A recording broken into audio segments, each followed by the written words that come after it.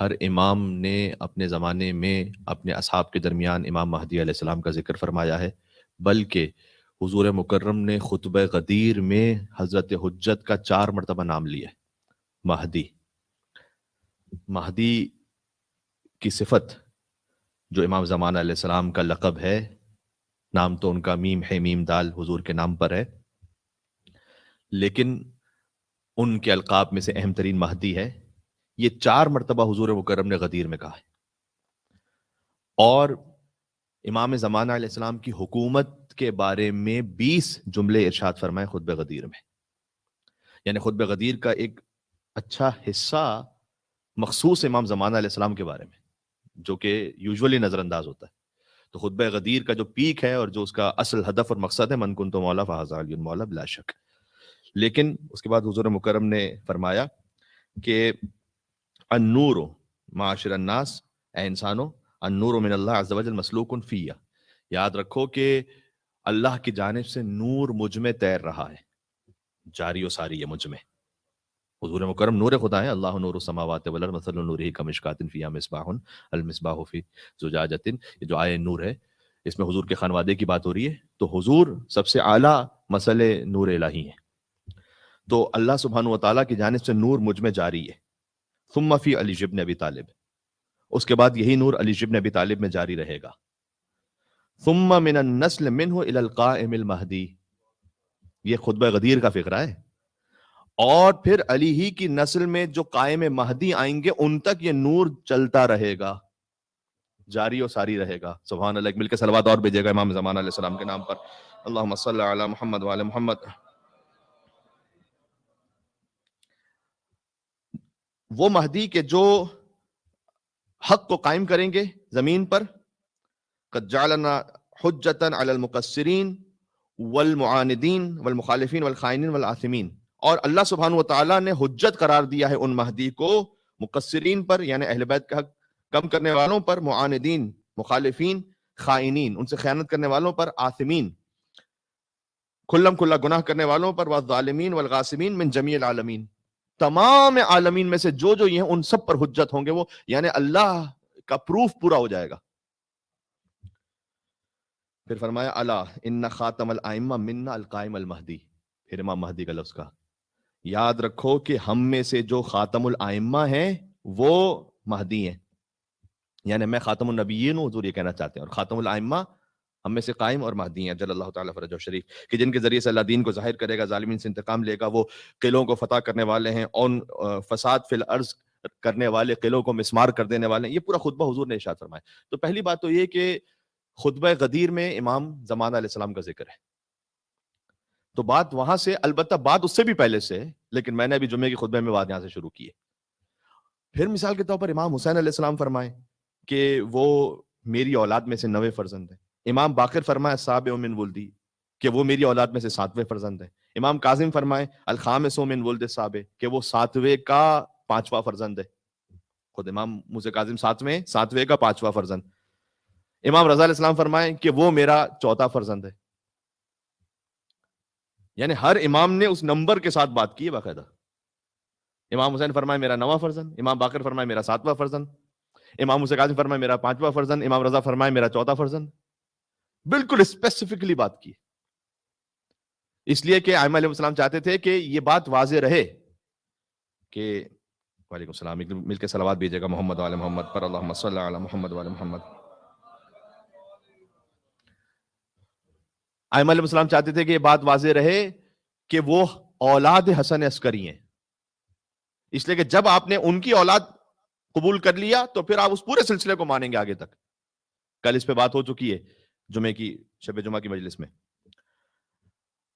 اور امام موسیٰ کاظم نے جب فرمایا تھا نا کہ وہ میری اولاد میں سے 5ویں نسل میں ہے، تو فرمایا خبردار خبردار، ان کی غیبت میں اپنے دین کے بارے میں خبردار رہنا، ان کی غیبت اللہ کے امتحانوں میں سے ایک امتحان ہے۔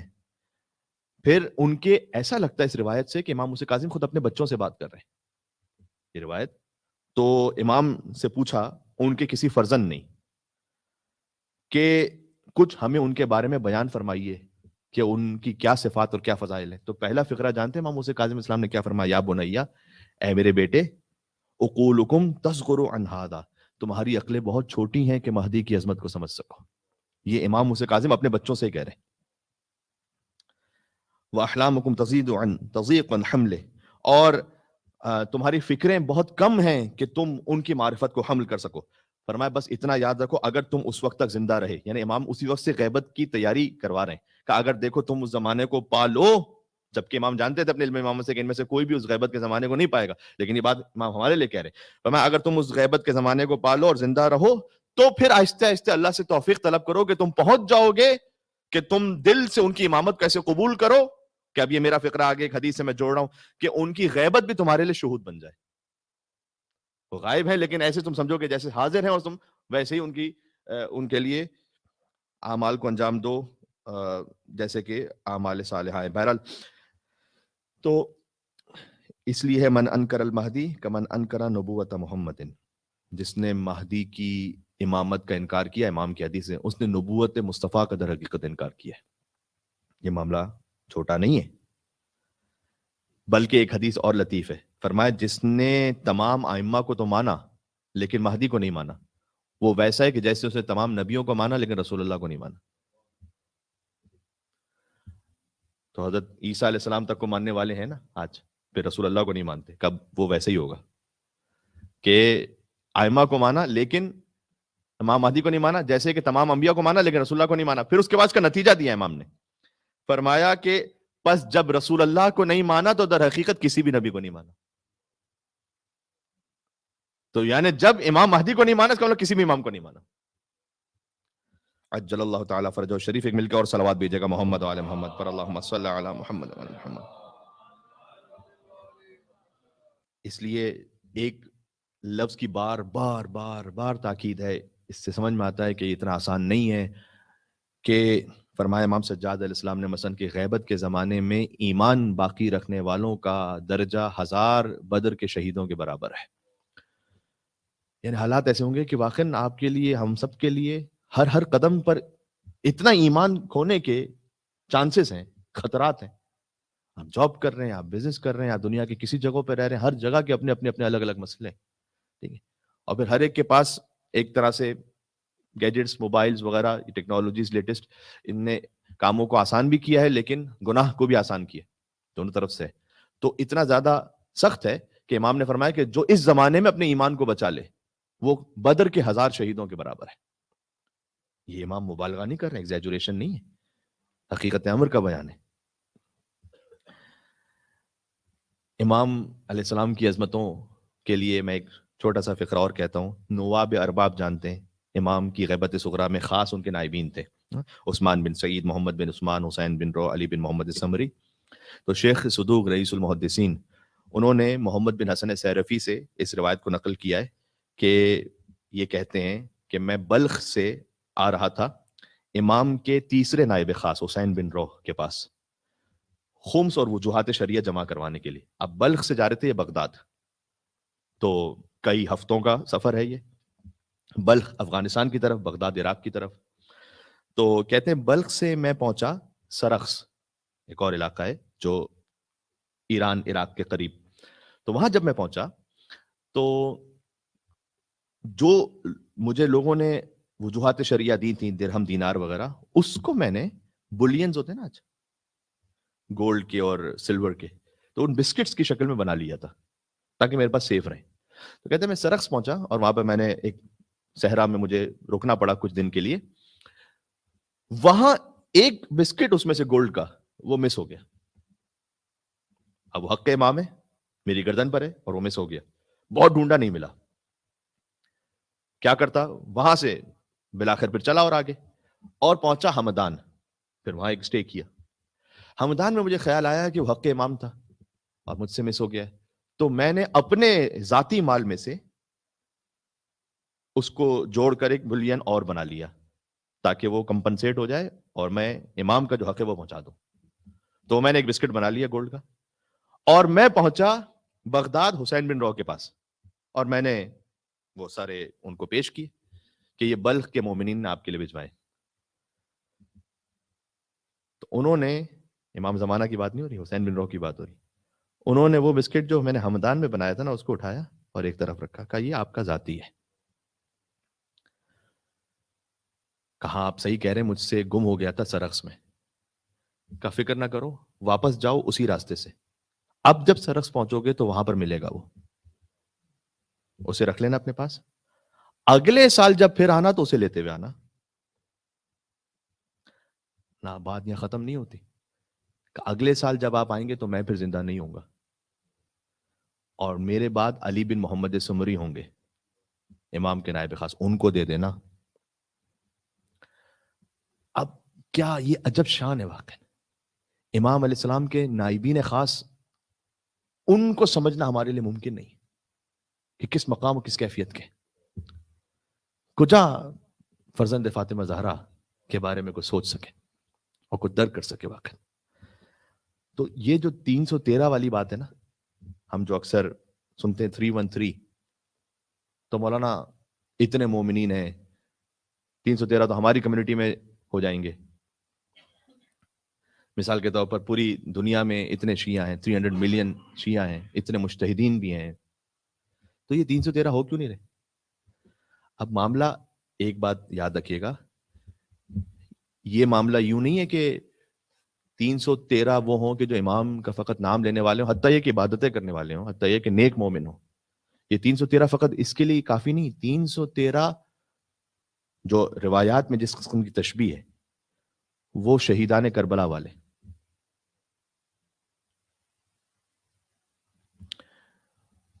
313 کا جو عدد ہے نا، وہ یہاں امام زمانہ سے سٹارٹ نہیں ہوا. 313 کا عدد ہے بنی اسرائیل سے. ایکچولی بنی اسرائیل حضرت موسیٰ علیہ السلام کی قوم.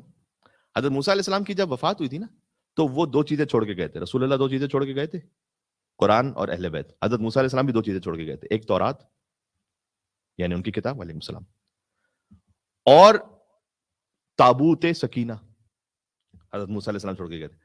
اس تابوت میں تمام انبیاء جو گزشتہ ہے ان کے تبرکات تھے. حضرت موسیٰ علیہ السلام کا عصا ہے، ان کے نالین ہیں، حضرت ہارون علیہ السلام کی تلوار ہے. تو یہ معلوم ہوا کہ تبرکات کا سلسلہ رسول اللہ صلی اللہ علیہ وسلم سے جاری نہیں، یہ پہلے سے جاری. تو تابوت تھا ان کو جنگوں میں فتح دلانے کے لیے ایک وسیلہ بنتا تھا، قوت عطا کرتا تھا. ٹھیک ہے. تو حضرت موسیٰ علیہ السلام کی قوم نے آہستہ آہستہ آہستہ پھر وہ دنیاوی مادی معاملات میں لگ گئے، کتاب کو بھی چھوڑ دیا. سورہ جمعہ کی آیت تو آپ ہر ہفتے ہی سنتے ہیں نماز جمعہ میں، مثل الذین حملوا التوراۃ ثم لم يحملوها كمثل الحمار يحمل اسفارا. عجیب ہے کہ جنہوں نے تورات کو لیا لیکن اس کے بعد چھوڑ دیا، تو ان کی مثال ایسی ہے کہ جیسے گدھا ہے اس کے اوپر بوجھ لادا ہوا ہے. اب گدھے کے اوپر اگر بوجھ لادا ہوا ہو تو آپ اسے پوچھیں کہ کون سی امیزون ڈیلیوری ہے، گوگل شپمنٹ ہے، کیا اس کو نہیں پتا کیا ہے، اس کے اوپر بوجھ ہے.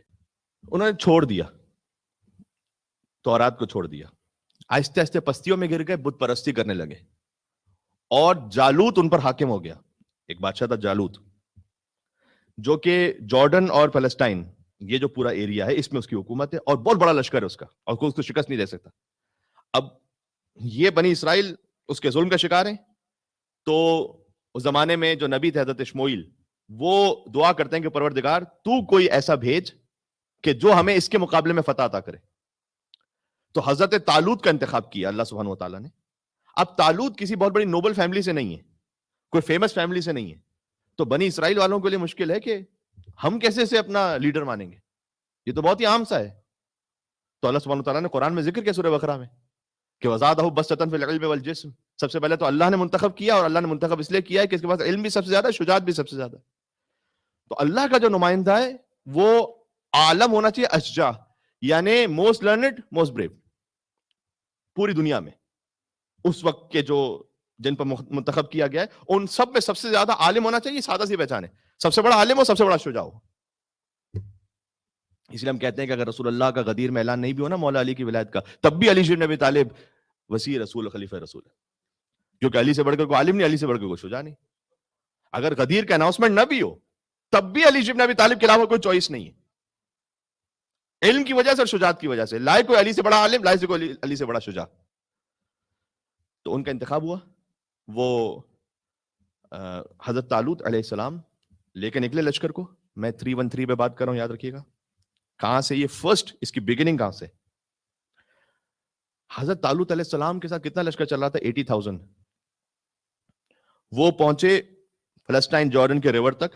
وہاں انہوں نے اپنی قوم سے کہا کہ اللہ تعالیٰ کا حکم ہے کہ ابھی وہ ٹیسٹ لے گا تمہارا, یہ تم ساتھ ہو, یہ واقعاً ساتھ ہو یا نہیں ہو, اللہ کے حکم پہ تسلیم بھی ہو یا نہیں ہو.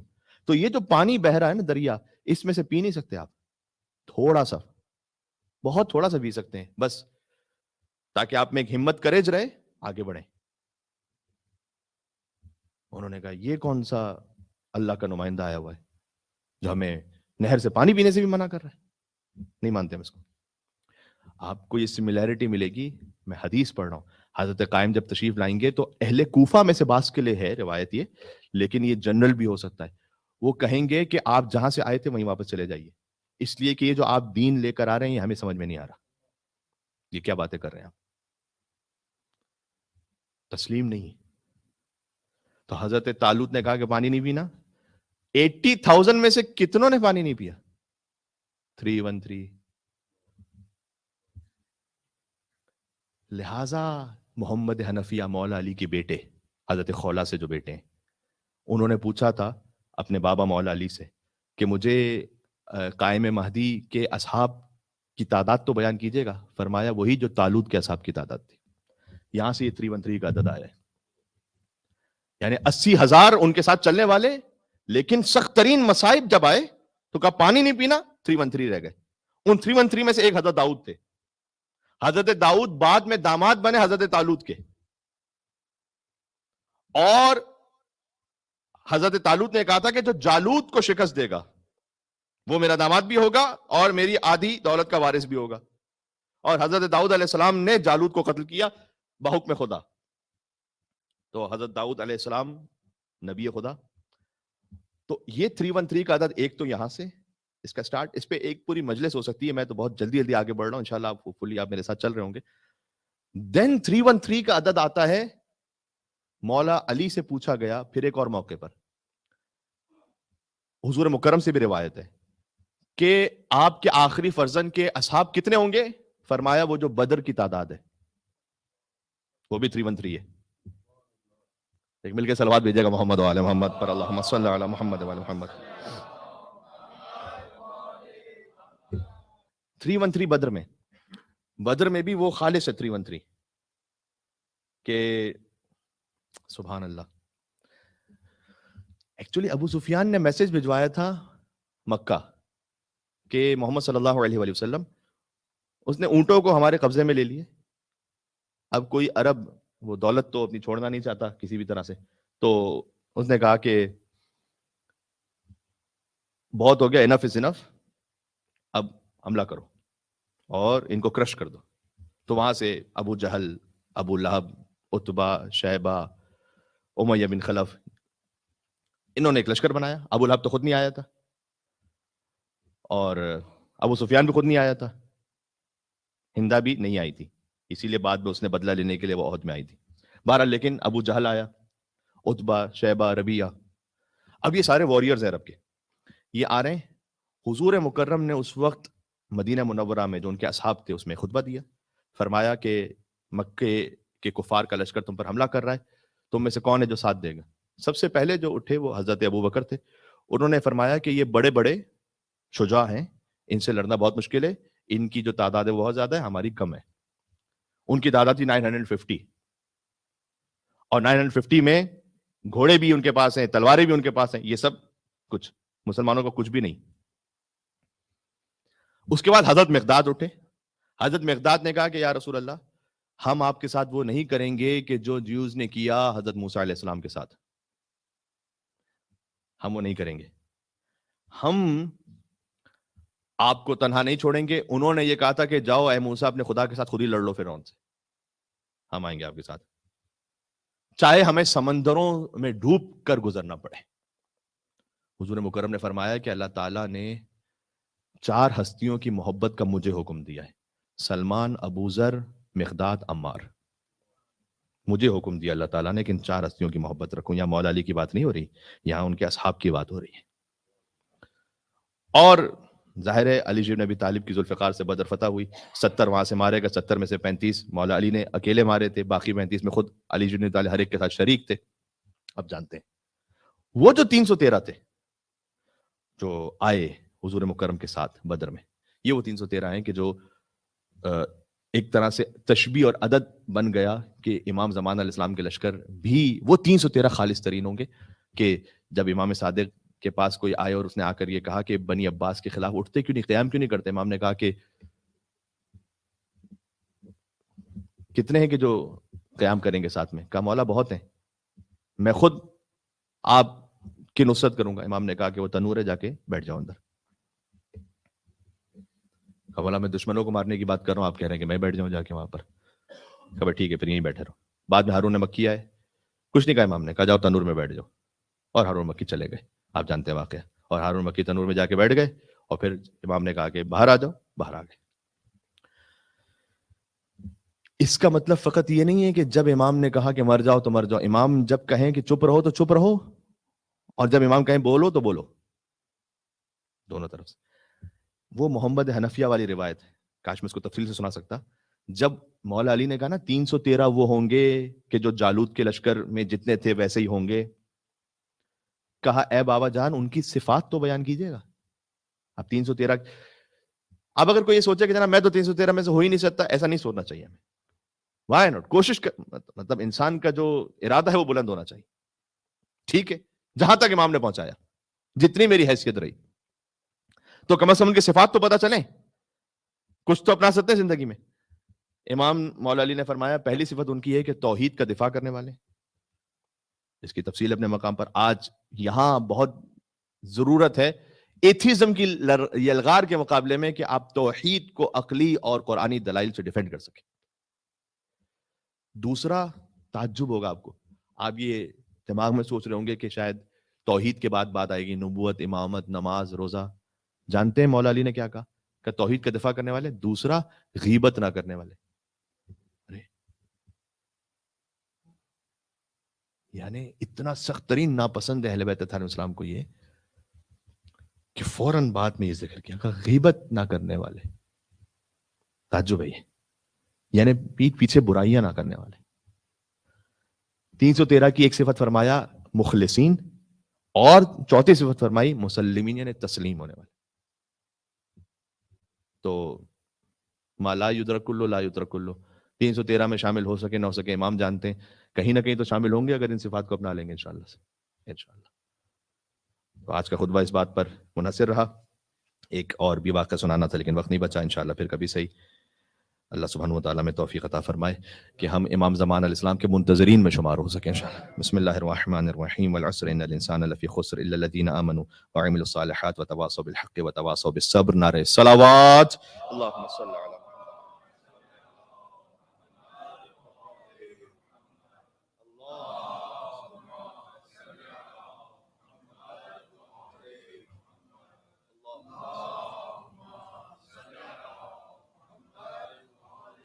بسم اللہ الرحمن الرحیم، الحمد للہ رب العالمین والصلاة والسلام علی اکرم الانبیاء والمرسلین سیدنا و مولانا بالقاسم محمد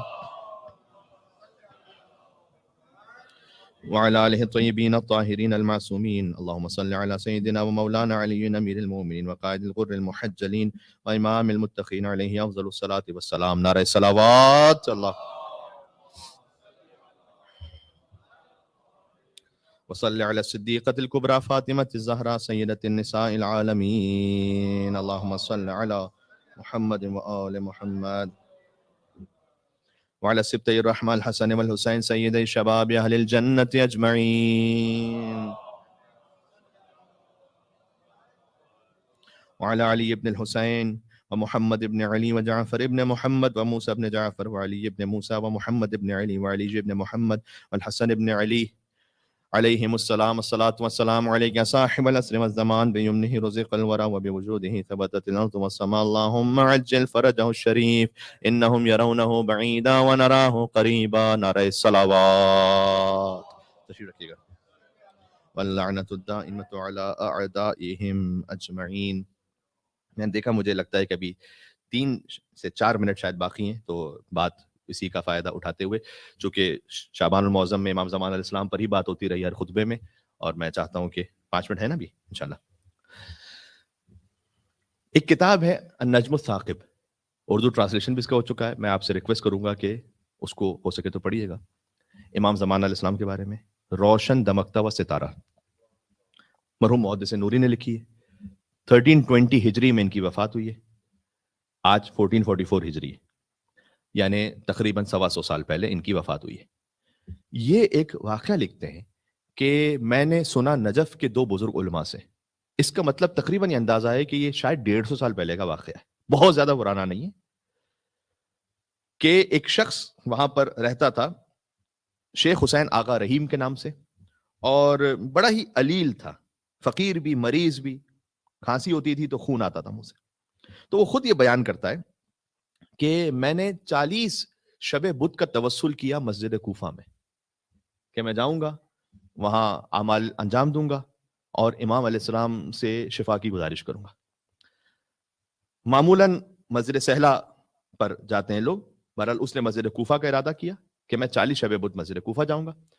تو 40ویں شب بدھ، چونکہ فقر بھی بہت زیادہ تھا، غربت بھی بہت زیادہ تھی، اور مریض اتنا تھا کہ منہ سے بار بار خون آتا تھا، تو ایک طرح کی مایوسی ہو گئی 40ویں شب بدھ تک کہ اتنا میں فریکوینٹلی آ رہا ہوں، تو امام کی جانب سے اب تک نظر لطف نہیں ہو پائی، تو کہتے ہیں کہ بس میں مسجد سے باہر ہی بیٹھ گیا، بہت شدید ونٹر کی رات تھی، سردی، تو میں باہر بیٹھا ہوں اور خون اور زیادہ آ رہا تھا موسم کی وجہ سے، اور میں قہوہ پی رہا ہوں کہ میرے ساتھ ایک شخص آ کے بیٹھ گیا، انہوں نے مجھے میرے نام سے پکارا، شیخ آغا حسین رحیم، تو میں سمجھا کہ اطراف کے قبیلے میں سے کوئی شخص ہے جو مجھے جانتا ہے، تو میں نے ان سے کہا کہ فلاں قبیلے سے ہو تم؟ کہا نہیں۔ اچھا اس قبیلے سے ہو؟ کہا نہیں۔ اس قبیلے سے ہو؟ نہیں۔ کہ میں نے جھنجھلاٹ سے کہا اچھا جہاں سے بھی ہو، تو میری طرف دیکھ کر مسکرائے اور مجھ سے کہا کہ کیوں آئے ہو یہاں پر؟ تو کہتے ہیں میں اپنے دل میں تھوڑی سی شرمندگی مجھے محسوس ہوئی کہ میں اتنی بد اخلاقی سے بات کروں، مجھے اتنے اچھے اخلاق سے بات کر رہے ہیں، تو میں نے ان سے کہا کہ کوئی قہوہ پینا چاہیں گے آپ؟ تو قہوہ جو میرے پاس تھا میں نے آگے بڑھا دیا، انہوں نے وہ قہوہ لیا اور تھوڑا سا اپنے لبوں سے مس کیا اور واپس دیا مجھے، کہا یہ پی لو، تو میں نے پی لیا۔ میں نے کہا کہ میں مریض بھی ہوں، غریب بھی ہوں، بہت ازدواج بھی نہیں ہوا ہے۔ کہتے ہیں انہوں نے مجھے کہا کہ مرض تو تمہارا دور ہو گیا۔ اللہ اکبر، حضرت حجت پر ایک مل کے صلوات بھیجے گا محمد والے محمد پر۔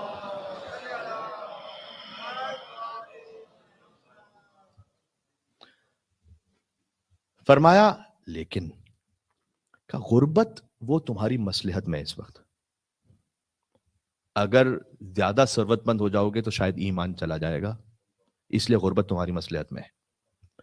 ہاں لیکن ہم یہ کہتے ہیں کہ ازدواج ہو جائے گا تمہارا۔ اس کے بعد کہا چلو حضرت مسلم ابن عقیل کی زیارت پر۔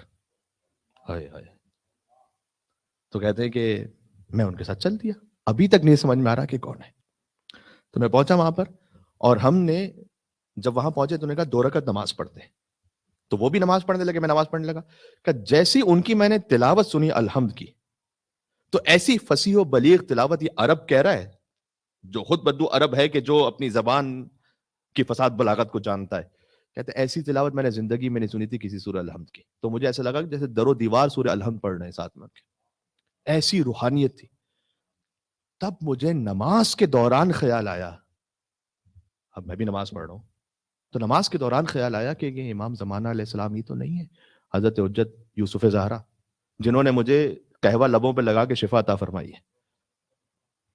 میں نے جلدی سے نماز ختم کی، اب ان کی جانب دیکھا تو ایک نور کا حالہ تھا، اور مجھ پر شدید گریہ طاری تھا، اور مجھ سے کہا کہ چلو مسلم ابن عقیل کی زری پر، اور انہوں نے گریہ فرمایا حضرت مسلم ابن عقیل کی زری پر، سفیر امام حسین علیہ السلام پہ گریہ فرمایا امام زمانہ علیہ السلام نے، اور کہتے ہیں کہ اتنا شدت سے گریہ طاری تھا کہ میں صبح تک روتا رہا، وہ دفعتاً میری نگاہوں سے اوجھل ہو گئے، وہ نور ختم ہو گیا، اور میں نے اپنے دل میں سوچا کہ جس ولی نعمت سے ہمیں نعمتیں ملتی ہیں ہمیں احساس ہی نہیں ہو پاتا کہ اللہ سبحانہ و تعالیٰ نے کس وسیلے کے ذریعے سے ہمیں یہ نعمت مادی و معنوی عطا فرمائی ہوئی ہے۔ یہ چھوٹا سا فقرہ گزارش کرنا چاہتا تھا، کچھ وقت بچا تھا تو اس خاطر کہ زندگی میں احساس ہمیشہ باقی رکھیں. دولتیں ہو سکتا ہے ہم سے بہت زیادہ دوسروں کے پاس ہوں، لیکن امام نے وہ عطا کیا ہے کہ جو ہماری دنیا کی زندگی کے لیے کافی ہے اور اس دنیا کی زندگی سے ہماری آخرت کی زندگی بن جائے. وہ امام علیہ السلام نے ہمیں عطا کیا ہوا ہے. اہل بیت علیہ السلام کی جانب سے اس سے بڑی دولت ہو نہیں سکتی کہ وہ آپ کو وہ دے دیں کہ جس سے آپ کی آخرت بن جائے اور ہماری آخرت بن جائے. اس سے بڑا تحفہ نہیں ہو سکتا. اللہ سبحانہ و تعالی ہمیں امام زمانہ علیہ السلام کے منتظرین میں، آوان و انصار میں، اور اللہ کرے کہ اصحاب میں شمار فرمائے انشاءاللہ سے.